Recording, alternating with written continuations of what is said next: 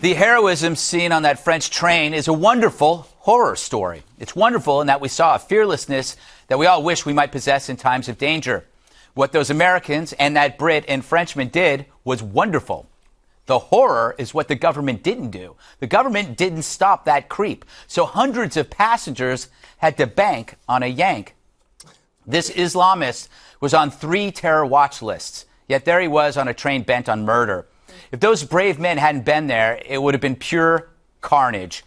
Anyone taking a train these days makes a chilling observation. So many entrances, so few security. Cheap umbrellas offer more protection. And if it's not guns, it'll be homemade bombs or biomed attacks. Anything's possible. The fact is, the world has changed. States no longer hold a patent on violence. Anyone can do it and has. This forces us to grow up and admit that, aside from heroes, increased surveillance is all we've got these days.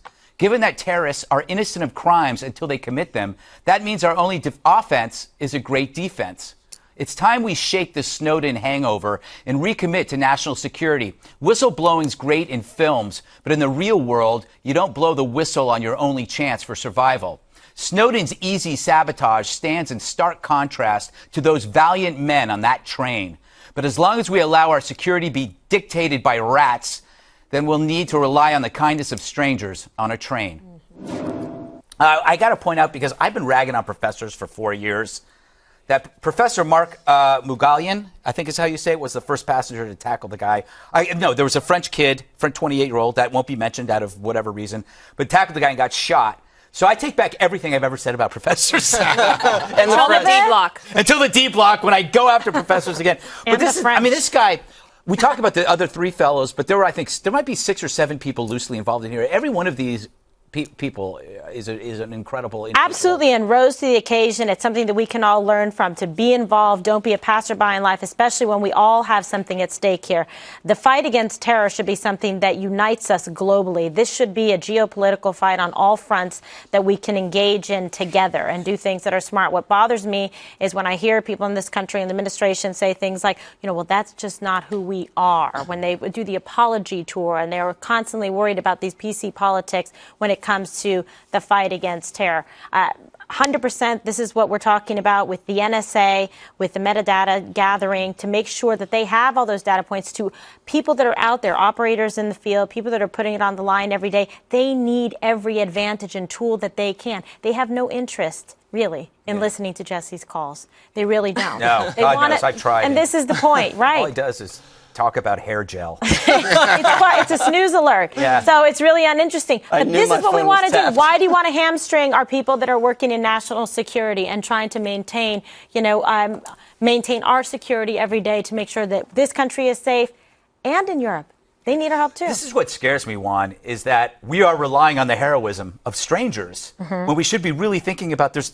We can't wait till that happens. No, you can't. But the thing is... trains here, especially. Well, I was about to say, I ride Amtrak the Acela, and there is very little security that is visible. Right. And normally they tell you, if you see something, say something. But in that situation... I guess that they have sort of the equivalent of air marshals on the Amtrak trains. Right. And they have an Amtrak security force, but you don't go through a magnetometer to come into Penn Station here in New York or Union Station in D.C. You just don't. Let's not tell the terrorists that, Juan. I know. But I think they know. Take it easy. The question in my mind is, what do people do? Because actually, the experts say, you shouldn't just be running at the bad guy because that just gives him hostages or it can hurt you. The question is, how do you deal with this? And I think the government, to come back to your essay point, the government has some responsibility here. I think the government has to be hand in hand with private businesses, because terrorism is now using private enterprises and private pathways to come after us. Right.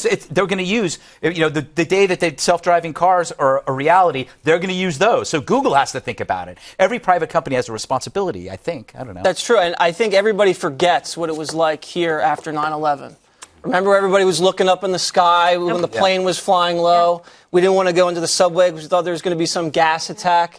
You know, the guy's dad on the train said the other day, cut the PC crap, cut it Yeah. out, because we're dealing with a bunch of savages. It's one of the reasons why Trump's resonating, because he's like, this is medieval times. People are getting their heads chopped off. There's rape rooms. This is disgusting. And we don't like when the president goes out after Americans beheaded and plays golf and fist bumps. We don't like it when the president doesn't even say Islamic terror. It's very disturbing. And I remember you know, in this reading the segment, textbook this in segment World just took War a real right One. turn. I went off to the right. You just my God. You just got thrown out of the side I mean, of the just car. fell off. It just We fell just off pushed the one screen. off the side of the Look at screen. Juan's eyes. Juan, in World War II, if you look at the history books, they were gassing Jews in Germany, and we didn't get involved until Pearl Harbor was attacked. Right. I'm not saying we have to go and invade Syria. I'm just saying we have to be more tenacious going after these savages in the sand than we are right now. I'm with you. Yeah, who are crucifying children, who have cooked children. There's so much horrifying information out there, factual information. So we have to listen to the people that are in the theater, that are on the ground, that know what's going on. I agree. And give them the tools. But I mean, to back to that, my central point here is that it's not war. War isn't enough when the war is here. No. When the war is on, when the borders don't matter and they're in France or they're in the United States, we need, as what Kimberly says, we need every single thing at our disposal to stop this. I like the way you described it as a Snowden hangover, because now hopefully we can work our way through it. But there's two problems.